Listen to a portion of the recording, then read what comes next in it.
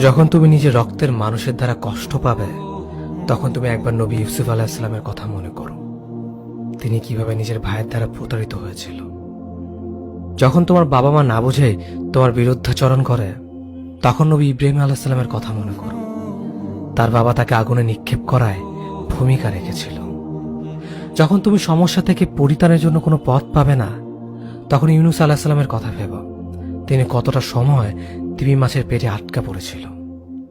যখন তোমার নামে কেউ মিথ্যা অপবাদ ছড়িয়ে দেবে, তখন মা আয়েশা রাদিয়াল্লাহু আনহার কথা মনে করো। তার নামে পুরো শহর জুড়ে কুৎসা রচনা করা হয়েছিল। যখন তুমি অসুস্থ ব্যথার যন্ত্রণায় কাতরাতে থাকো, তখন নবী আইয়ুব আলাইহিসসালামের কথা ভেবো। তিনি ভয়ঙ্কর এক ভাইরাসজনিত রোগে আক্রান্ত হয়ে তোমার থেকে বেশি কষ্ট পেয়েছিল। যখন তুমি দিনের কোনো বিধান নীতিতে যুক্তি খুঁজে পাও না, তখন নবী নূহ আলাইহিস সালামের কথা ভেবো।